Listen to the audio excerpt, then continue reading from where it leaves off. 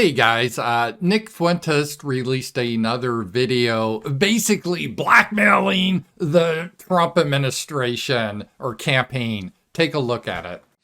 And I, as a representative of these popular issues, I will be the biggest pain in the ass ever for the Trump campaign, or I could be the biggest help. And if you want to see an example of that, you can ask how Joe Kent is doing. You can ask Representative Joe Kent how he's doing right now, if you question my sincerity. When I was allied with Paul Gosar, we raised $30,000 for him in one day. It was the biggest single day haul they ever had.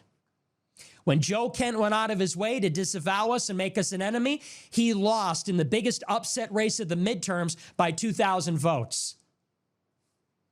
And that was when I had no platform. That was when I had no resources. Now we're taking on the big fish. If you think we can't do that in Michigan, how much did Trump win by in Michigan in 16? How much did he lose by in 2020? Allegedly. You think we can't flip a few thousand votes in Michigan with a concerted effort? Think again. All right, let's take the hysterics out of it. Let's not act like a jilted girl acting all emotionally. Let's just logically break this down. What's the possibilities here, right? Let's act like men. Nick is unhappy with some of Trump's policies. Hey, I am too. And this is America. Vote for whoever you want for, right? If you want to start a third party, fine. If you want to vote for Kamala Harris, fine. This is America, right? Just be honest about your intentions. But if you really are for America first, let's just analyze this position that Nick has. Let's just analyze this as a rational man without being all hurt, but hurt. Oh, Daddy Trump doesn't like me anymore. Now, let's just throw that aside. Let's look at this, okay, at the possibilities.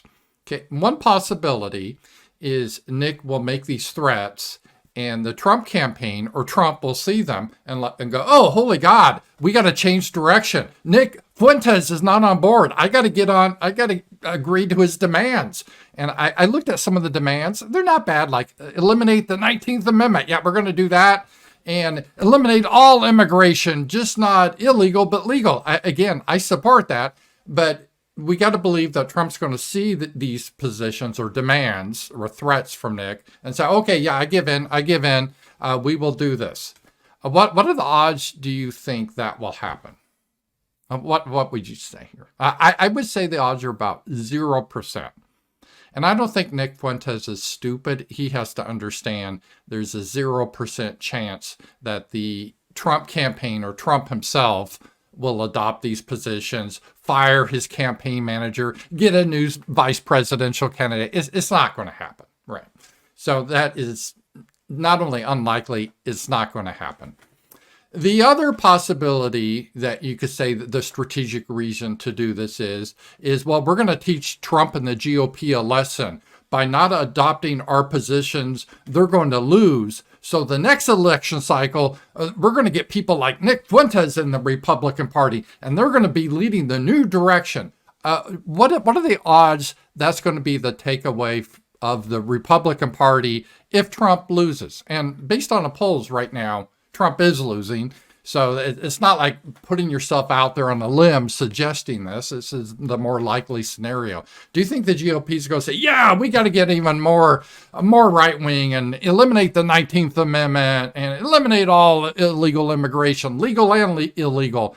Well, do you really think that's going to happen? I don't. I think there's a less than 1% chance. Okay, maybe it's above zero, but it's almost a 0% chance. They're going to say, oh, we got to be more moderate. We got to reach more women.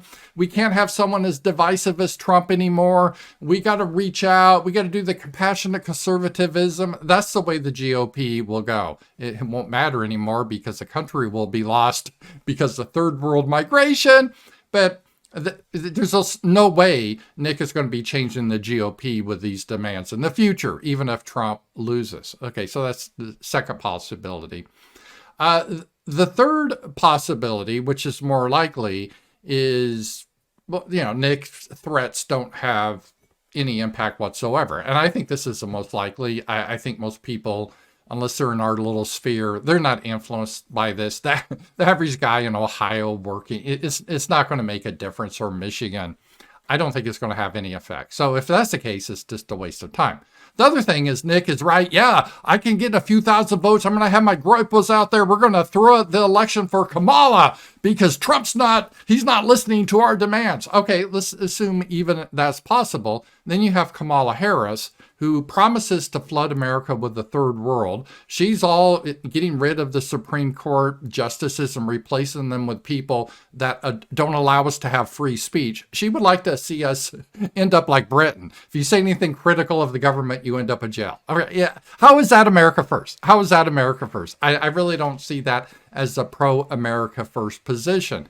So just looking at this rationally, I don't even see how this strategy at all can work for anything good. It can only lead to bad things. So why are you advocating something that can only logically lead to bad things? If this strategy of actively campaigning against Trump can somehow lead to a good thing, okay, you can say, oh, you're just a boomer. You don't understand the 4D chess here. Okay, I don't. I don't understand the 4D chess. How this is any way helpful to America first. Now, if you don't give a shit about America first, let's say you're now a shit lib, you're doing the Richard Spencer arc. Oh, okay, whatever. Just own up to it. Yeah, I'm a Kamala. I'm a brat now, or whatever. I mean, do what you want if that's what you want. But don't claim this is America first policy. This is just horrible. I can't even put my head around it. But I think a lot of it is what's happening is Z-Man always did the metaphor. If you see a parade in town and influencers, they like to jump in front of the parade and act like they're leading it to give them some clout. And it'd be like if I made a list of demands to Kamala Harris. Damn it, Kamala Harris. You got to give everyone in Arkansas a free AR-15. We want those guns, everyone. And if you don't do that, Kamala Harris, I'm going to campaign against you in Arkansas, and you're going to lose a state. Well, obviously, she's not going to give in to my demand, and obviously, she's not going to win the state anyway. But this is a way I can say, oh, it's because of me, man. It's because of me. I'm the kingmaker. So it's a way to act like you're the big influencer. You're the big man. I'm important. You got to come to me. It's just ridiculous. And this is a scam that all these so-called influencers do to show they have some real influence.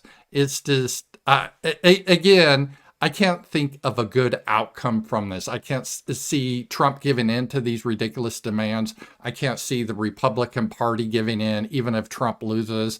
I can't see this helping America whatsoever. It's just bad. It's just immature, or I don't understand the reasoning behind this. Talk to you guys later.